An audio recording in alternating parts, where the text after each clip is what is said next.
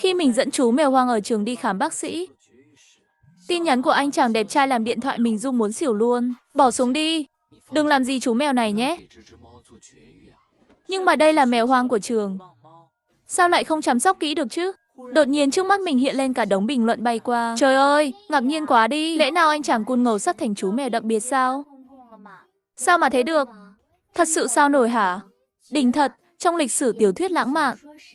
Chắc đây là nam chính đầu tiên gặp chuyện đặc biệt thế này.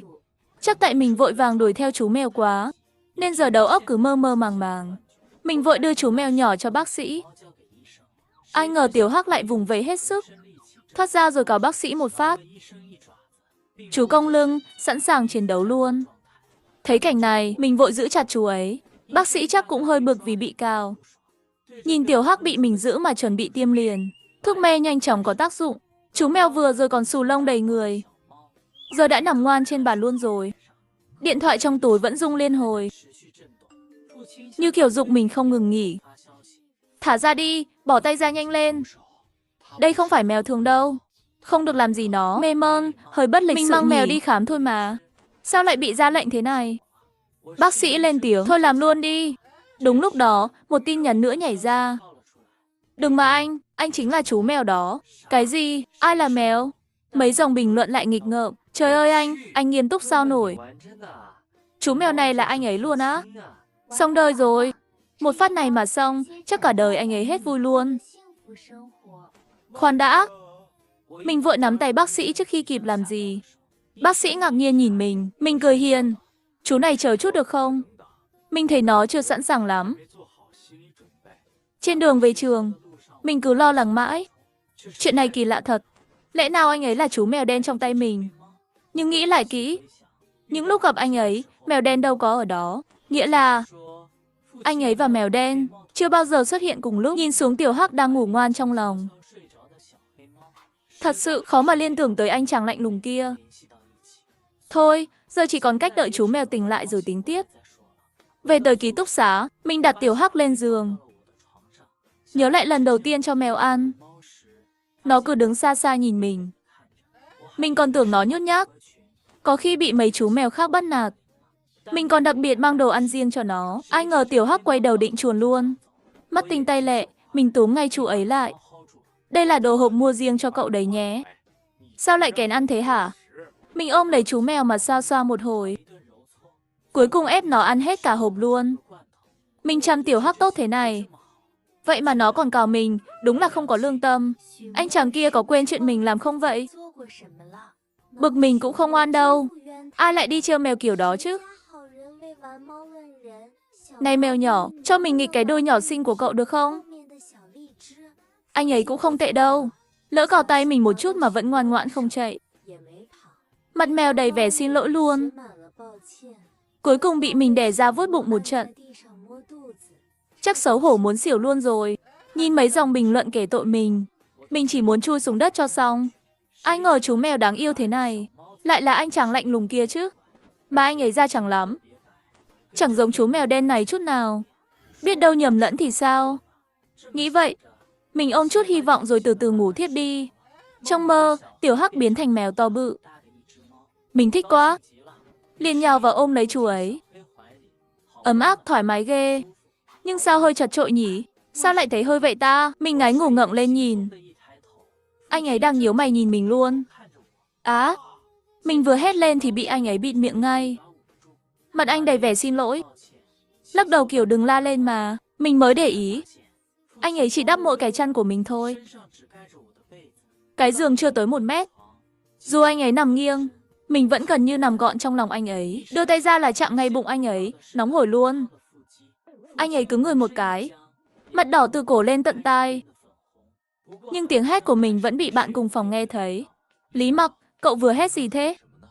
Dù đều là con trai, nhưng để bạn cùng phòng thấy cảnh này thì anh ấy nằm trên giường mình mà chẳng mặc gì. Mình vội gỡ tay anh ấy ra.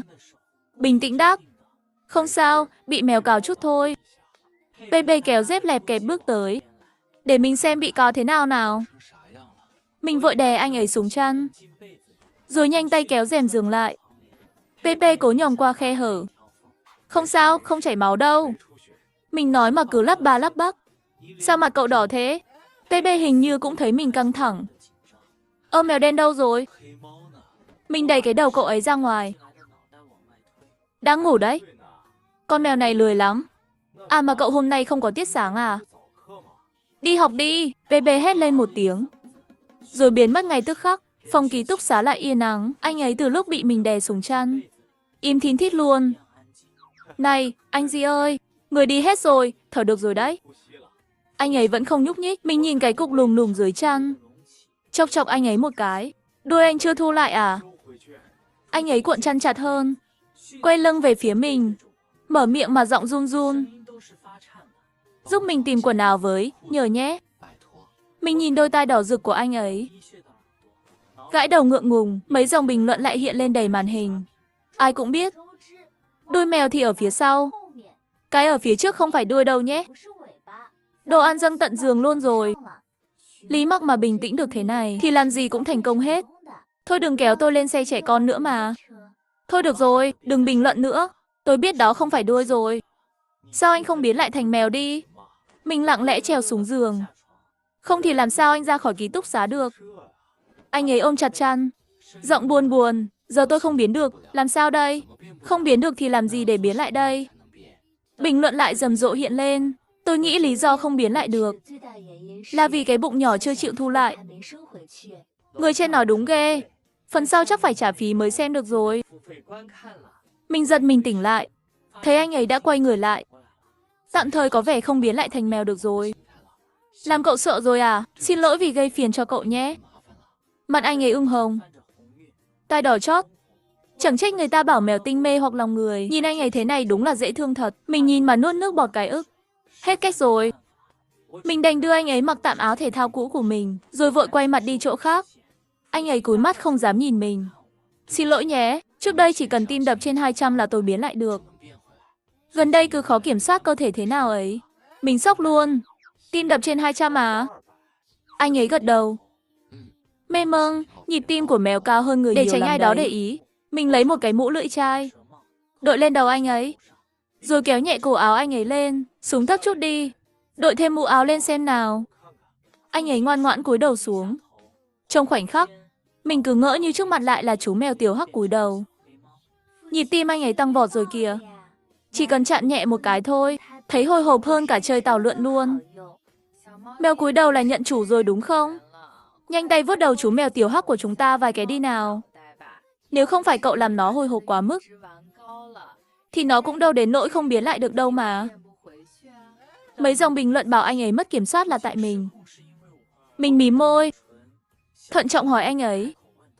Gần đây anh không kiểm soát được bản thân. Là do mình vuốt nhiều quá đúng không? Mặt anh ấy đỏ bừng lên ngay tức khắc. Kể từ lần cậu vừa ôm vừa thơm mình ấy, những thứ khác từng làm tim mình đập nhanh giờ chẳng còn tác dụng nữa. Thảo nào mình thấy dạo này hay gặp tiểu hắc. Mỗi lần nhìn thấy mình, nó cứ miễn cưỡng ngã lăn ra dưới chân mình. Lúc đó mình vừa vuốt vừa nghĩ, lạ thật, Kiêu Kỳ thế này sao lại chủ động chạy tới đòi vuốt nhỉ? Hóa ra không vuốt thì nó không biến lại được. Chỗ này không nên ở lâu, nên mình bảo anh ấy vịn eo mình, đi tới căn nhà anh ấy thuê ngoài trường. Đã giúp thì giúp cho chót. Dù sao nếu không phải mình cứ vuốt mèo, thì anh ấy cũng không biến không nổi. Mình vuốt anh một lần. Hình người giữ được bao lâu vậy? 3 đến 5 ngày, không chắc lắm. Vậy làm sao để giữ được lâu hơn? Anh ấy im lặng. Hình như khó nói ra lắm. Mặt lại đỏ dần lên thấy rõ. Mấy dòng bình luận quen thuộc lại xuất hiện. Dĩ nhiên là nhịp tim càng cao thì giữ càng lâu chứ. Nếu vuốt khi ở hình người, một lần giữ được tận 10 ngày. Người trên tính thế thì suy ra, nếu ở hình người mà vừa ôm vừa vuốt vừa thơm, thì giữ được bao nhiêu ngày nhỉ? Anh ấy bất ngờ lên tiếng. Cậu không sợ mình sao? Thứ lúc là người lúc là mèo như mình ấy. Anh ấy có vẻ lo mình sẽ sợ hãi, mặt đầy vẻ bất an và bối rối. Mình nhướng mày cười với anh ấy. Không sợ, vì anh đẹp trai mà. Đùa thôi, cũng ổn. Vì bản thể anh là tiểu hắc đáng yêu. Nếu anh là một con gián, dù đẹp như sao nổi tiếng cũng không được đâu.